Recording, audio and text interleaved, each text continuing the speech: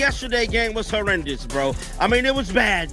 I mean, this one might be one for the ages, bro. I can't even lie. The referees just exposed their hand so bad, bro. I mean, they just didn't care no more. They didn't care. The world was watching how bad the cause was.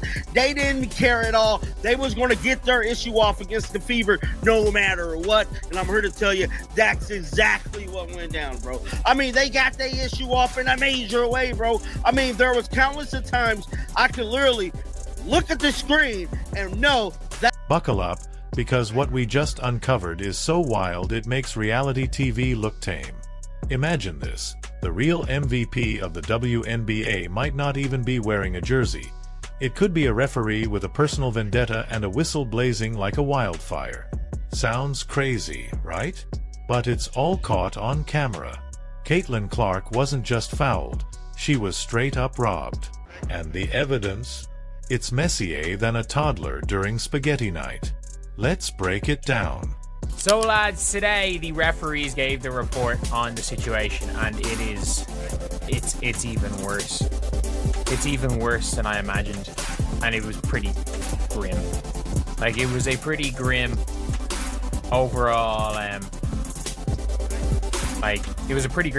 Watching the WNBA and seeing how things are run, seeing how things are done, and after you've seen what it looks like to get it right, you come in and see something looking really wrong, you're going to call it out. It is what it is. You're going to be critical of players. If they do something shady or classless, you're going to call that. And once again, the whistle blows. Not for a foul, not for a travel, but apparently just for Caitlin Clark daring to exist on the court. At this point, it feels like WNBA referees have stopped being officials and started acting like unruly gremlins with whistles. The game?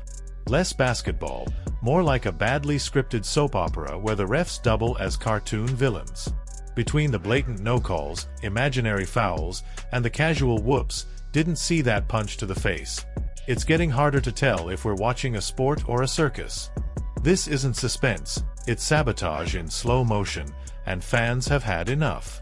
Watching this unfold is like a cooking competition where judges unplug your oven halfway through, then blame you when your cake collapses. Caitlin Clark is that contestant, doing everything right, smiling through the chaos, while her perfectly built game is melted down by incompetence disguised as officiating. Let's be real, these referees aren't just making bad calls, they're sucking the joy out of a league that should be thriving. Instead of high-level competition, we're watching whistle-happy theater where the main characters are the officials. You'd think the league would have cracked down by now. After all, WNBA Commissioner Kathy Engelbert made noise at the start of the season about accountability for referees. Yet here we are, still stuck with what feels like YMCA rec league officiating. Refs who can't handle pressure and are blowing critical moments like they're allergic to fairness. The Indiana Fever have already dropped key games this season, not just because of missed shots or defensive lapses, but because of missed calls. And not just missed, blatantly ignored, inconsistently enforced, or pulled from a rulebook no one's ever read. It's exhausting. Clark could put up 60 points and still get called for a charge because she blinked too confidently. And she's feeling it. You can see it in her body language. Shoulders heavy, smile fading, eyes scanning the court not for defenders, but for zebras ready to sabotage her next play. This isn't about one bad whistle. It's a pattern. A persistent league-wide issue that's been dragging on since last season. Let's not forget that legendary call-out from Fever GM Lynn Dunn mid-season last year, when she publicly called out the referees for targeting Indiana with lopsided officiating. It took over half a season for anyone in authority to even acknowledge it. Now, with Clark in the spotlight, it's happening again. Only this time, the stakes are even higher. Imagine being the face of an entire league, dragging it into a new golden era of visibility and fan engagement, only to be met with outdated officiating that seems more focused on dimming your light than enforcing the rules. The whole thing has devolved into officiating jazz. Refs freestyling their own interpretations, making up new infractions on the fly. Caitlin drives hard to the basket? Offensive foul. Gets bumped 3 times at half court? Play on. Makes a clean steal? Technical, for excessive breathing in the lane. Stephanie White's sideline reactions say it all. What began as frustration has evolved into full-blown disbelief. Her body language looks like someone trapped in a sitcom sketch. Pacing, shouting, hands in the air as the game around her collapses into absurdity. And yet, somehow, Clark is still showing up, still performing, still making highlight reels, even while the referees treat her like she committed a crime against tradition by daring to make the WNBA mainstream. It's clear now, Clark isn't just playing against 5 defenders. She's fighting the officials, the outdated system, and a league that seems unprepared for the storm of attention she's brought. The WNBA wanted visibility. Well, they got it. But visibility comes with scrutiny. And if things don't change soon, the refs won't just be costing games, they'll be costing the league its future. While the opposing team is out there auditioning for a UFC contract and getting fist bumps from the officials, Caitlin Clark seems to be playing a rigged game of choose your own adventure, where every page ends with her in foul trouble.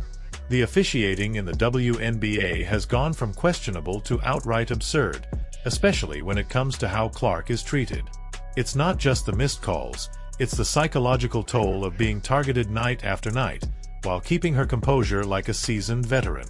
The league wanted intensity, but what Clark is facing feels more like hazing than healthy competition.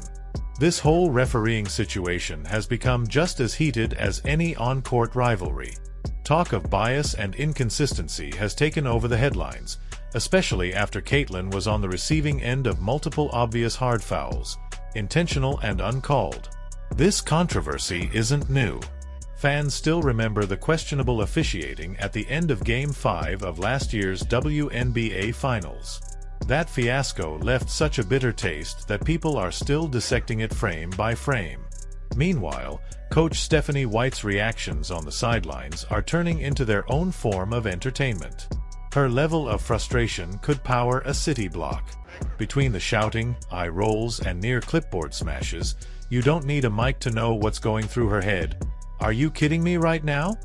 Frankly, it's amazing she hasn't been offered a post-game reality show just to decompress. The injustice has turned her from coach to crisis manager. The real tragedy is what's happening to Caitlin. Instead of being allowed to shine in her rookie year, she's being blindsided by defenders and ignored by refs. Slow-motion replays show elbows to the face and jersey grabs, but the officials just stand there like department store mannequins. It's as if the league is operating in some alternate universe where aggression is applauded and actual skill is punished. It took 4 games of blatant nonsense before Coach White finally snapped publicly. She held back through Game 1. She let it slide in Game 2. She tried to be diplomatic in Game 3.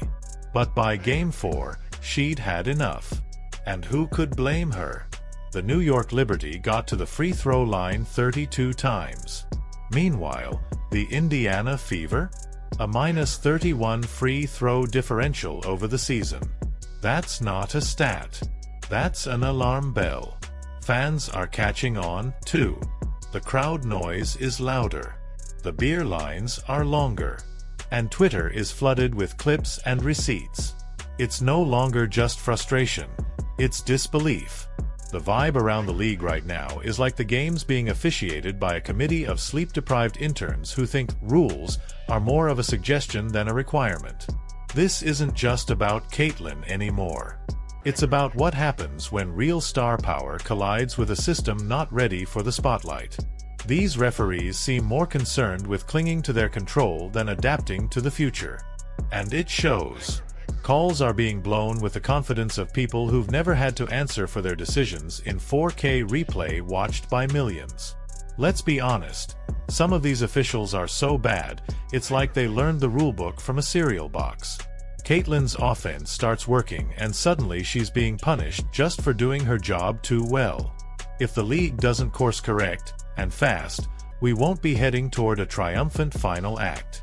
We'll be watching the credits roll on what could have been a golden era, with fans walking away wondering how it all went so wrong. And just when you think the officiating circus couldn't get wilder, Someone cranks the absurdity up to full blast.